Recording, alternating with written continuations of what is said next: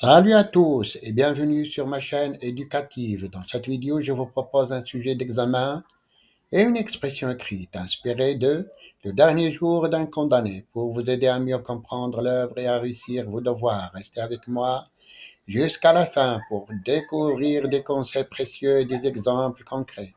Niveau baccalauréat, examen de français, texte chapitre 26 et chapitre 28.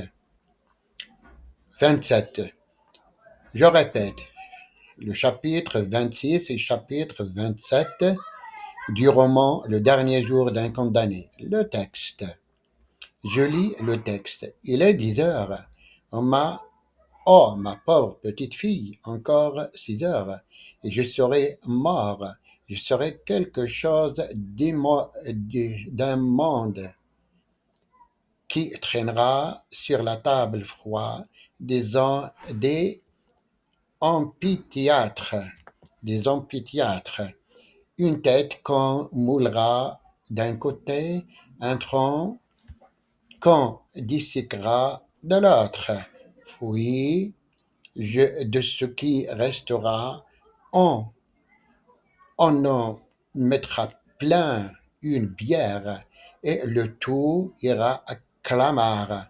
Voilà ce qu'ils vont faire de ton père, cet homme dont aucun ne me hait, qui tout me plaigne, et tout pourrait me sauver. Ils vont me tuer. Comprends-tu cela, Marie?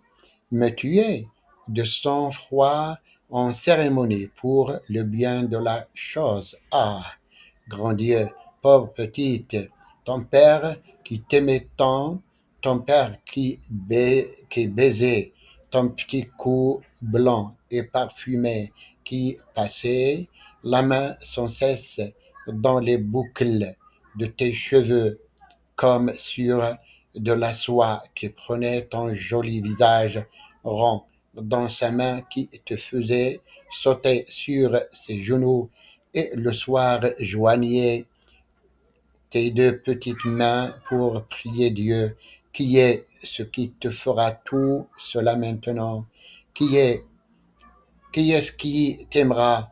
Tous les enfants de ton âge auront des pères excepté toi. Comment te déshabitueras-tu, mon enfant, du jour de l'an, des étrennes, des beaux joujoux, des bons et des baisers? Comment te déshabitueras-tu, malheureuse orpheline, de boire et de manger? Oh, si ces jurés l'avaient vu en moi, ma jolie petite Marie, elle aurait compris qu'il ne faut pas tuer le père d'un enfant de 3 ans. Et quand elle sera grande, si elle va jusque-là, que deviendra-t-elle? Son père sera un des souvenirs du peuple de Paris. Elle rougira de moi et de mon nom. Il sera méprisé. Elle sera méprisée, repoussée, ville à cause de moi qui l'aime de toutes tes tendresses, de mon cœur. Oh, ma petite Marie, bien-aimée, est-il bien vrai que tu auras honte et horreur de moi, misérable? Quel crime j'ai commis et quel crime je fais commettre à la société? Oh, est-il bien vrai que je vais mourir avant la fin du jour?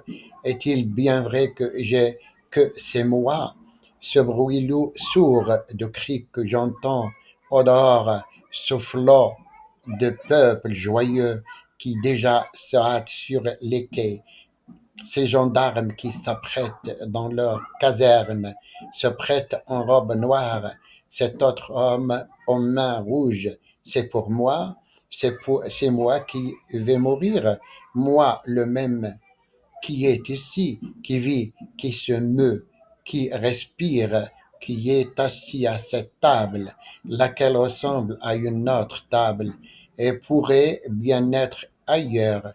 Moi, enfin, ce moi que je touche et que je sens, et dont le vêtement fait les plis que voilà. Encore si je savais comment cela a fait et de quelle façon on meurt là-dessus, mais c'est horrible. Je ne le sais pas. Le nom de la chose est effroyable et je ne comprends point comment j'ai pu jusqu'à présent l'écrire et le prononcer.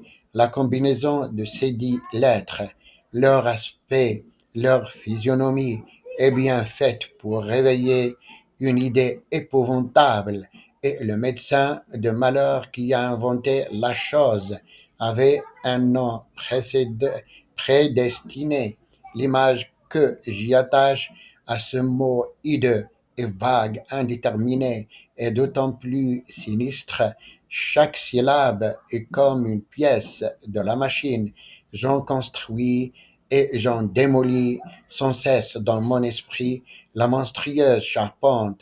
Je n'ose faire une question là-dessus, mais il est affreux de ne savoir ce que c'est de ne savoir que ce que c'est, ni comment s'y prendre. Il paraît qu'il y a une bascule et qu'on vous couche sur le ventre. Ah, mes cheveux blanchiront avant que ma tête ne tombe. Passons maintenant aux questions de compréhension. Question 1. Quel est l'état d'esprit du narrateur au début de l'extrait? Justifiez votre réponse en relevant des expressions du texte. Question 1. Quel est l'état d'esprit du narrateur au début de l'extrait? Justifiez votre réponse en relevant 2 expressions du texte. La réponse à l'état d'esprit du narrateur au début de l'extrait est marquée par l'angoisse et la conscience imminente de sa mort. Cela se justifie par les expressions Oh, ma pauvre petite fille, encore 6 heures et je serai mort, qui exprime son désespoir et la certitude de sa fin proche. Et cette idée terrible ne me quitte pas, qui souligne l'obsession de sa mort prochaine. Question 2. Quelle image le narrateur donne-t-il de sa vie passée? Citez les éléments qui composent cette image. Question 2. Quelle image le narrateur donne-t-il de sa vie passée? Citez les éléments qui composent cette image. La réponse. Le narrateur dépeint sa vie passée comme une vie normale et heureuse au sein de sa famille. Les éléments qui composent cette image sont j'étais un homme comme un autre, un homme qui avait une famille, un état, une position dans la société, que j'étais assis au coin de mon foyer, que ma femme était là, mes enfants près de moi. La question 3. Quel acte a conduit à la situation actuelle du narrateur selon ses dires? Question 3. Quel acte a conduit à la situation actuelle du narrateur selon ses dires? La réponse, selon le narrateur, l'acte qui l'a conduit à sa situation actuelle est d'avoir pris une bourse dans la rue. Voilà tous.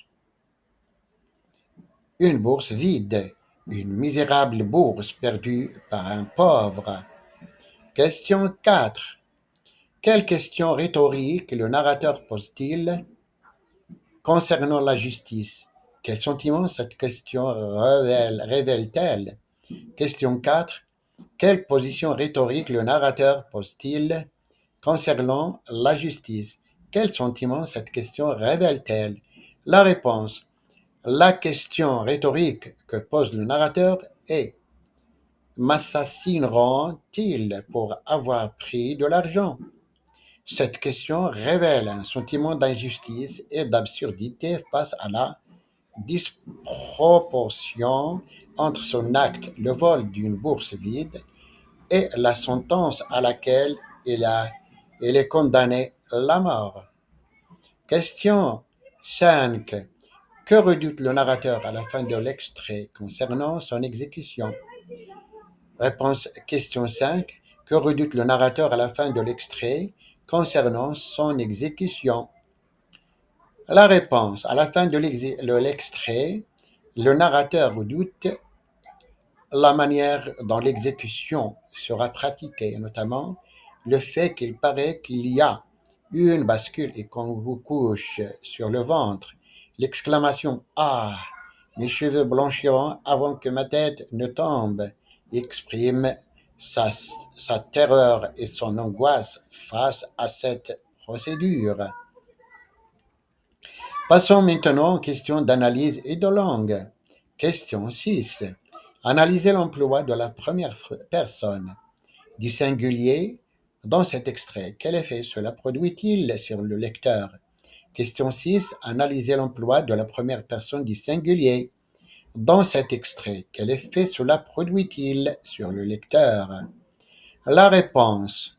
L'emploi constant de la première personne du singulier je, j'étais, j'ai fait, me, etc. place le lecteur au cœur des pensées et des émotions du narrateur. Cela crée une intimité et une identification forte, pendant son sort d'autant plus poignant et suscitant l'empathie du lecteur. Le lecteur est plongé dans la subjectivité du condamné, vivant ses dernières heures avec lui. Question 7. Relevez une figure de style présente dans la phrase. Ah, mes cheveux blanchiront avant que ma tête ne tombe. Identifiez-la et expliquez son effet. Question 7. Relevez une figure de style présente dans la phrase. Ah, mes cheveux blanchiront avant que ma tête ne tombe. Identifiez-la et expliquez son effet. La réponse. La figure de style présente dans cette phrase est une hyperbole. L'idée que ses cheveux blanchiront avant que sa tête ne soit tranchée est une exagération visant à souligner l'intense terreur et l'angoisse du narrateur face à l'imminence de la mort et la brutalité de l'exécution. Question 8. Analysez le champ lexical de la mort présente dans le premier paragraphe. Question 8. Analysez le champ lexical de la mort présent dans le premier paragraphe. La réponse. Le champ lexical de la mort est prégnant dès le début de l'extrait et comprend les mots et expressions suivants. Mort, annoncer ce qui m'attendait aujourd'hui, assassiné, m'assassineront-ils? Ce champ lexical insistant, insistant met en évidence l'obsession du narrateur par sa fin prochaine et crée une atmosphère tragique. Question 9. Expliquer l'opposition entre le passé, j'étais un homme comme un autre, et le présent, futur proche du narrateur. Quel est l'effet recherché par cette opposition? Question 9. Expliquer l'opposition entre le passé, j'étais un homme comme un autre, et le présent, futur proche du narrateur. Quel est l'effet recherché par cette opposition? La réponse. L'opposition entre le passé idyllique décrit au début, j'étais un homme comme un autre, assis au coin de mon foyer, et le présent, futur proche, futur tragique. Le présent, futur tragique, encore 6 heures, et je serai mort. M'assassineront-ils? Met en lumière la brutalité du changement de son destin et l'injustice de sa situation. Cette opposition souligne la fragilité et la condition humaine et la rapidité avec laquelle le bonheur peut basculer dans le malheur. Je répète la question 9. Expliquez l'opposition entre le passé, j'étais un homme comme un autre, et le présent, futur proche du narrateur. Quel est l'effet recherché par cette opposition? Question 10. Commentez l'emploi des phrases interrogatives dans cet extrait. Question 10. Commentez l'emploi des phrases interrogatives dans cet extrait. La réponse. L'extrait contient plusieurs phrases interrogatives. Qu'ai-je fait? Quoi? M'assassineront-ils pour avoir pris de l'argent? Ces interrogations, souvent rhétoriques, traduisent l'incompréhension du narrateur face à son sort et son sentiment d'injustice. Il invite également le lecteur à s'interroger sur la légitimité de sa condamnation. La question 11. Quel est le registre de langue dominant dans cet extrait? Justifiez votre réponse. La réponse. Le registre de langue dominant dans cet extrait est le registre courant, teinté d'une certaine intensité émotionnelle. Bien que le narrateur exprime des sentiments forts, son vocabulaire et sa syntaxe restent et probablement accessibles et corrects. Caractéristique du registre courant, on note cependant quelques exclamations.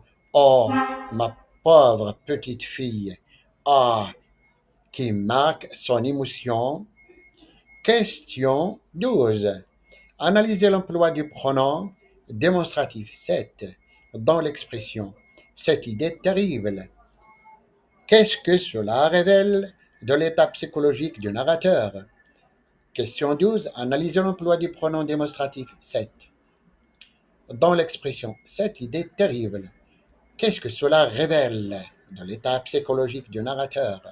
La réponse. L'emploi du pronom démonstratif 7 devant idée terrible insiste sur le caractère précis et obsédant de cette pensée. L'adjectif terrible qualifie la nature angoissante de cette idée, qui est clairement la conscience de sa mort imminente. Cela révèle un état psychologique marqué par l'obsession, la peur et l'incapacité de se détourner de cette pensée. Question 13. Relever de verbes d'action décrivant les mouvements des autres personnages et expliquer leur rôle dans le texte. Question 13. Relever deux verbes d'action décrivant les mouvements des autres personnages et expliquer leur rôle dans le texte. La réponse. Les deux verbes d'action décrivant les mouvements des autres personnages sont vont et viennent de s'approcher. Ces verbes soulignent la différence entre l'état passif du narrateur qui attend la mort et l'activité des autres qui sont encore dans le monde des vivants et accomplissent leurs tâches. Cela renforce le sentiment d'isolement et d'attente du condamné. Question 14. Comment interprétez-vous la dernière phrase de l'extrait? Ah, mes cheveux blanchiront avant que ma tête ne tombe, en lien avec le thème de la justice. Question 14. Comment interprétez-vous la dernière phrase de l'extrait? Ah, mes cheveux blanchiront avant que ma tête ne tombe, en lien avec le thème de la justice. La réponse. Cette phrase exprime une profonde horreur et un sentiment d'injustice face à la brutalité de la peine de mort. L'idée que ses cheveux auront le temps de blanchir avant l'exécution suggère une attente angoissante et inhumaine. Il met en évidence la violence de la justice, qui ne prend pas en compte la souffrance psychologique du condamné et se réduit à un acte mécanique et barbare. Passons maintenant à la production écrite. L'énoncé. La peine de mort est-elle une réponse juste et efficace à la criminalité? Je répète, la peine de mort est-elle une réponse juste et efficace à la criminalité? Développez votre point de vue dans un texte argumentatif en appuyant sur des exemples et des arguments cohérents. Les critères de la correction, conformité à la consigne, cohérence et de l'argumentation, structure du texte, correction de la langue. Maintenant, passe à la correction de la production écrite possible. La question de la peine capitale soulève depuis longtemps un débat passionné au sein de nos sociétés, perçu par certains comme une ultime forme de justice et un moyen de dissuasion efficace face aux crimes les plus graves. Il est vivement contesté par d'autres au nom du droit de la vie et de l'inhumanité d'une telle sentence. Cette confrontation guidée nous amène à nous interroger fondamentalement. La peine de mort constitue-t-elle une réponse juste et réellement efficace à la criminalité? Nombreux sont ceux qui s'opposent à la peine de mort en mettant en avant son caractère irréversible. En effet, une erreur judiciaire est toujours possible et l'exécution d'un innocent présente une faillite ultime de la justice. Comme le souligne la situation tragique narrée dans le dernier jour d'un condamné, l'angoisse et le désespoir d'un homme face à une mort imminente, même si la culpabilité était avérée, interroge sur la légitimité d'ôter une vie. De plus, l'efficacité de la peine de mort en tant que dissuasion reste largement non prouvée. Des études comparatives entre pays ayant aboli la peine capitale et ceux qui la maintiennent ne démontrent pas une corrélation significative entre son application et une diminution de la criminalité. Ainsi, largement ainsi, l'argument de l'exemple souvent avancé pour justifier la peine de mort apparaît fragile face à l'absence de preuves concrètes et son impact dissuasif réel. Enfin, une perspective humaniste met en avant le caractère fondamental du droit à la vie. Infliger la mort, même à un criminel, peut être perçu comme une vengeance d'État plutôt que comme une véritable œuvre de justice. La société, en s'arrangeant, en s'arroge, en s'arrogeant le droit de supprimer une vie, ne risque-t-elle pas de se rabaisser au niveau de ceux qu'elle condamne? En conclusion, bien que le désir de justice et la nécessité de protéger la société des actes criminels soient légitimes, la peine de mort apparaît comme une réponse problématique. Son caractère irréversible face au risque d'erreur judiciaire, son efficacité non démontrée en matière de dissuasion et la remise en question du droit fondamental à la vie plaide en faveur de solutions alternatives, des sanctions telles que l'emprisonnement à perpétuité associées à des politiques de réhabilitation et de réinsertion pourraient représenter une approche plus juste et plus respectueuse de la dignité humaine. La transformation de la pénalité vers des objectifs de correction plutôt que de pure vengeance semble être la voie d'une justice véritablement, véritablement progressiste. C'est fini, j'espère que vous avez désormais une meilleure compréhension de cette œuvre et des outils pour réussir vos devoirs et examens.